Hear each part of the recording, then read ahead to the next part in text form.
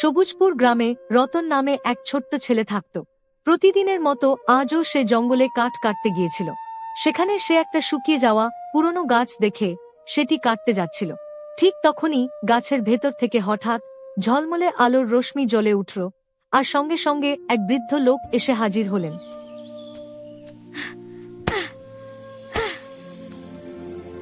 রতন, তোমার পরিশ্রমে আমি খুশি। এই পাত্রটি নাও, এটা কোনো সাধারণ পাত্র নয়। তুমি এর কাছে যা খাবার চাইবে এটি তাই দেবে। সত্যি? তাহলে আমি এখনই চাইছি। কিন্তু মনে রাখবে, তোমার যতটুকু প্রয়োজন ঠিক ততটুকুই চাইবে। বেশি চাইলে এর ফল ভালো হবে না। কিন্তু দাদু, এটা এত জাদুকরি। মনে রাখিস, লোভ ভালো নয়। আমি এখন বাড়ি যাচ্ছি। হ্যাঁ রতন, সাবধানে যাস। এই বলে রতন মাটির পাত্রটি নিয়ে বাড়ি চলে আসে। আমি এখন যা খেতে চাইবো তাই খেতে পারবো। কি মজা! আমাকে ডাল ভাত দাও।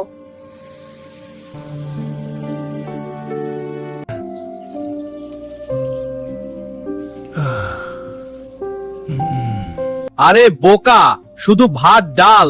আমি পেলে তো কত দামি খাবার চাইতাম। এত বড় লোকসান! এই পাত্রটা তো আমার হওয়া উচিত ছিল। আজ রাতেই এটাকে সরাতে হবে।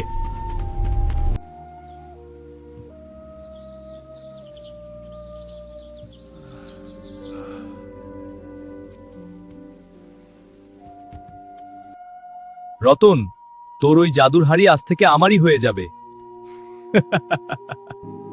যায়, শুভ কাজে দেরি করতে নেই।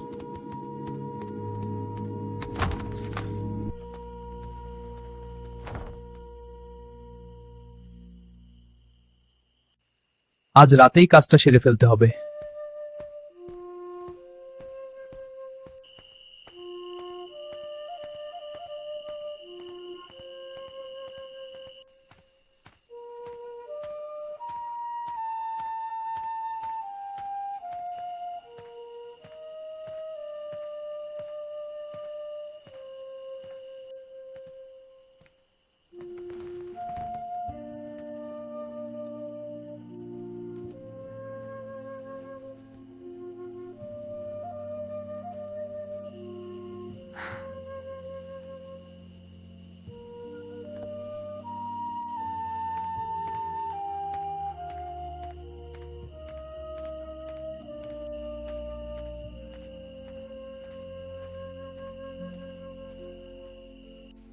গগন, মনে রাখিস, তোর পক্ষে অসম্ভব বলে কিছু নেই।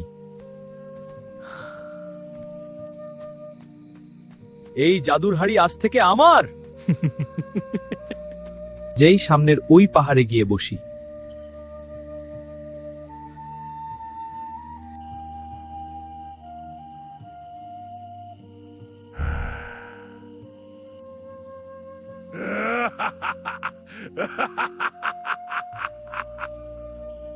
আমাকে 100 কেজি রসগোল্লা দাও।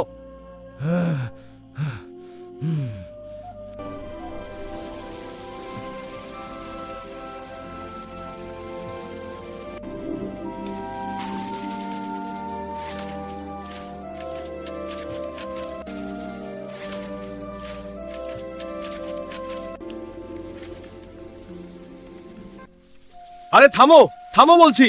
ও না, আমি তো ডুবে যাচ্ছি। ডুবে যাচ্ছি, বাঁচাও আমাকে, বাঁচাও, বাঁচাও। এই আওয়াজটা কি শুনছি? এটা তো গগনেরই তো আওয়াজ। ওইদিকে সব পাহাড়ের উপর থেকেই তো আসছে। সামনে চল, আওয়াজটা ওখান থেকে। এই আওয়াজটা ঠিক কোথা থেকে আসছে? এই আওয়াজটা ঠিক ওইদিকে শোন, পাহাড়ের দিক থেকেই আসছে। হ্যাঁ হ্যাঁ, পাহাড়ের উপর থেকেই তো আসছে। পাহাড়ের দিকেই যায়। ওটা তো গগন, মিষ্টি বেলা। রতন, আমাকে বাঁচা, আমার ভুল হয়ে গেছে। ও মা, কি হইল এটা? দেখো দেখো, এই জাদু, ভয় লাগছে। বাঁচা রতন, আমাকে বাঁচা, আমার ভুল হয়ে গেছে। রতন, আমাকে ক্ষমা করে দে, আমি তোর সাথে অন্যায় করেছি। তোমার ভুলের সাজা তুমি পেয়ে গেছো। আর ক্ষমা যদি চাইতেই হয়, আমার কাছে না, গ্রামবাসীদের কাছে ক্ষমা চাও। হ্যাঁ, গ্রামবাসীদের কাছে ক্ষমা চাও। তোমরা আমাকে ক্ষমা করো, এমন কাজ আর কখনো করব না।